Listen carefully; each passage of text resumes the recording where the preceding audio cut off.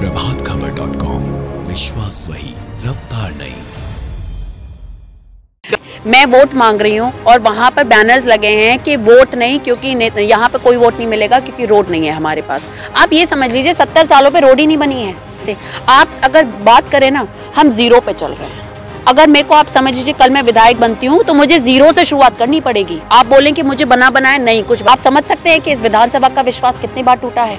उस विश्वास को पाना कितने मुश्किल होता है। विश्वास तोड़ने में 1 सेकंड लगता है। इस हिसाब से देखा जाए मेरी विधानसभा में लगभग 700 गाँव है। मुझे तो आज के समय पे 700 करोड़ रुपए चाहिए ताकि मैं अपनी विधानसभा को सेटअप उनको संतुष्ट कर सकूं। बीजेपी प्रत्याशी नहीं देखती, बीजेपी जाति देखती है, जाति समीकरण देखती है। बीजेपी प्रत्याशी देख ही नहीं पाती है।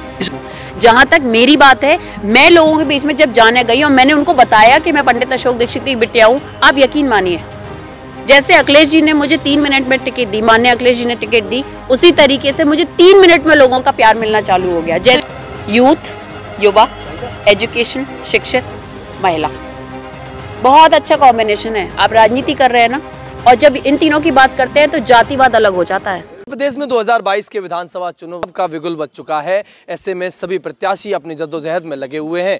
कोई भी प्रत्याशी कहीं भी कोई भी कमी नहीं छोड़ना चाह रहे।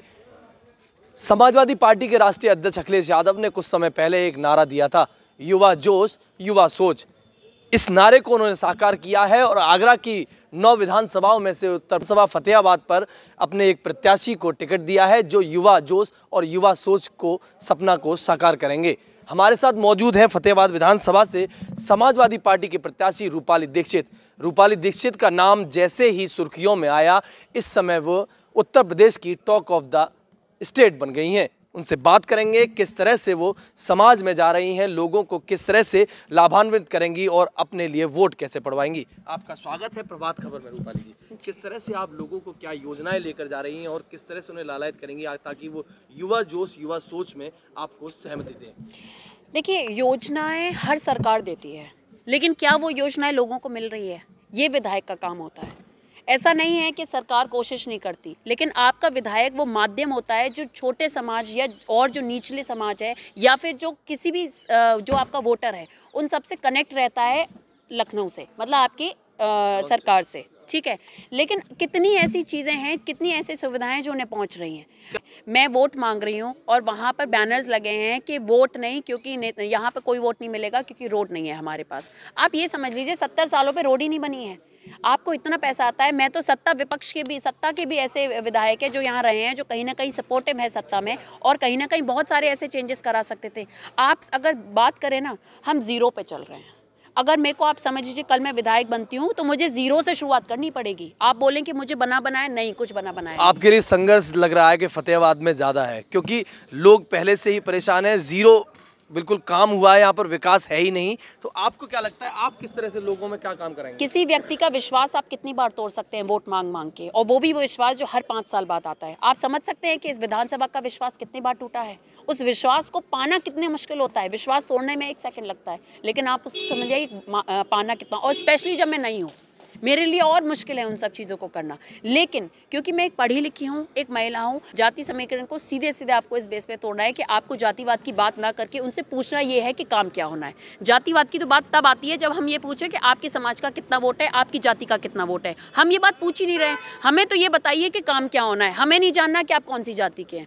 आप हमें ये बताइए कि आपके किस गाँव में क्या काम होने हैं। और अगर उस हिसाब से देखा जाए, मेरी विधानसभा में लगभग 700 गाँव हैं। मुझे तो आज के समय पे 700 करोड़ रुपए चाहिए ताकि मैं अपनी विधानसभा को सेटअप उनको संतुष्ट कर सकूं। लेकिन आप समझ लीजिए कि कितना मुश्किल होगा लोगों को एक एक चीज़ करके समझाना, वो भी 12 दिन के अंदर। अब मैं आपको छोटा सा एग्जांपल देती हूँ। जो मेरे सामने प्रत्याशी हैं बीजेपी के, वो छोटे लाल वर्मा हैं और यहाँ 15 साल विधायक रहे हैं। वही वो व्यक्ति है जिन्होंने जातिवाद का अभी 3 से 4 महीने पहले बहुत अच्छा बयान भी दिया था। आप अच्छे से जानते हैं। अब आप समझ लीजिए, जो व्यक्ति अभी भी जातिवाद की बात कर रहा है, आपकी जातिवाद से ही तुलना करना चाहता है, तो ये बात तो स्पष्ट है कि आदमी आज के टाइम पे बीजेपी क्या दिखाना चाहती है? ऐसे प्रत्याशी को बीजेपी ने टिकट दी है जो क्षेत्र के ही लोगों के बारे में अनलगल बातें कर रहा है। बीजेपी प्रत्याशी नहीं देखती, बीजेपी जाति देखती है। जाति समीकरण देखती है, बीजेपी प्रत्याशी देख ही नहीं पाती है। इस समीकरण की बात करें तो कई पार्टियां ऐसी हैं, बीजेपी नहीं तमाम ऐसी पार्टियां, समाजवादी भी है और आपकी बसपा भी है, कांग्रेस भी, ये भी कहीं ना कहीं जाति समीकरण देखती ठीक है, मान लेते हैं, लेकिन छोटेलाल वर्मा ही क्यों, जानते हुए भी कि जिसने सीधी टिप्पणी की वो छोटेलाल वर्मा की तरफ छोड़ के किसी और उन्हीं के समाज के किसी और व्यक्ति को टिकट। क्या लगता है आपको बीजेपी के लिए छोटेलाल वर्मा को दोबारा से मैदान में उतारना भूल हो सकती है? भूल, वो तो उनको 10 तारीख के बाद ही पता चल जाएगा कि भूल थी या क्या था। आपने विदेश से पढ़ाई की है, अब आप क्षेत्र में घूम रही हैं, गांव में गलियों में घूम रही हैं, जो छोटी छोटी गलियां हैं, अब आपको क्या लग रहा है राजनीतिक तौर पर आप घूम रही हैं तो जनता कितना समर्थन कर रही है? देखिए, मैं अपने पिताजी के साथ कभी नहीं रही, कभी भी मैं उनके साथ, मैंने उनका चुनाव भी नहीं देखा है, कोई मैं जानती भी नहीं थी कि मेरे पिताजी चुनाव लड़ते हैं। मेरे को ये बात पता चली है जब मैं 2016 में वापस आई हूँ।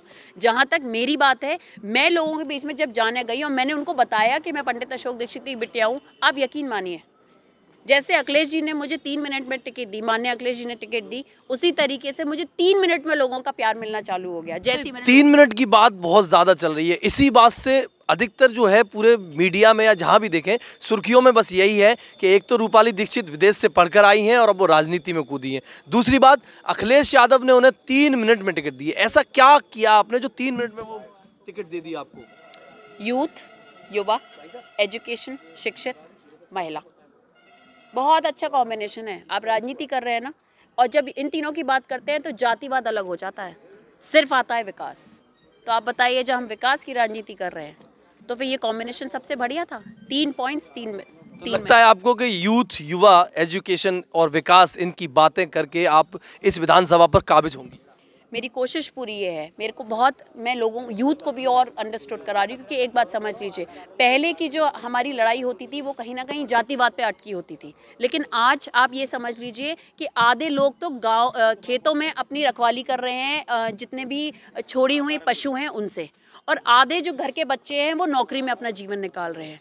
मैं ये चाहती हूँ ये जो जीवन वो व्यस्त कर रहे हैं, मतलब बर्बाद कर रहे हैं, धर जा रहे हैं, एजुकेशन होके भी जो उनको नहीं मिल पा रही है नौकरी, मैं उन यूथ को कनेक्ट करने की कोशिश कर रही हूँ कि हमें, अगर हम एक साथ एक संगठित नहीं हुए तो आप ये समझ लीजिए कि अब हम अधिकार की तरफ लगभग एंट्री तो हो चुकी है हमारी, लेकिन अब ये है कि अधिकार पूरा सुनिश्चित है। क्षेत्र में जो तमाम समस्याएं हैं, जो मूलभूत सुविधाएं हैं, उनमें आप कैसे उनकी कमी पूरी कर पाएंगे? देखिए, सबसे बड़ी बात यह है, मुझे ग्राम सभा लेवल पर टीम बनानी पड़ेगी। सिर्फ एक आदमी को जिम्मेदारी नहीं देती है, क्योंकि वो कहीं ना कहीं दिक्कत और होता है। तो मेरा ये मन है, जैसे एक ग्राम सभा में 10 गांव हैं, तो 10 लड़के एक ग्राम सभा के इंचार्ज होंगे, वही उनके बेस पे मीटिंग हुआ करेगी। मेरी कोशिश ये होगी, जैसे मेरे यहाँ 2 ब्लॉक है, तो शमशाबाद ब्लॉक, फतेहाबाद ब्लॉक, हम हर 15 दिन में इन मीटिंग्स को रखेंगे। महिलाओं का उन मीटिंग में शामिल होना ज़रूरी है, क्योंकि महिलाएं अपनी बात नहीं बता पाती है, और कहीं ना कहीं आदमी अपनी बस बातें बता के महिलाओं को पीछे कर देते हैं। प्रियंका गांधी ने इतनी उम्र में आकर लड़की हूँ लड़ सकती नारा दिया, 40% सीटें भी दी लड़कियों को,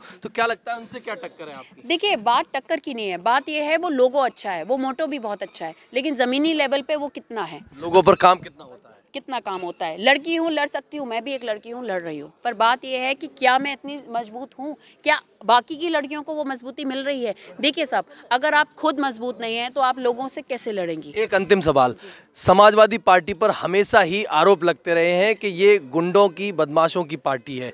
अब तो विपक्षी पार्टियां कई ये भी कह देती हैं कि समाजवादी पार्टी के राष्ट्रीय अध्यक्ष आतंकवादियों का समर्थन करते हैं। इस छवि को कैसे खत्म करेंगे?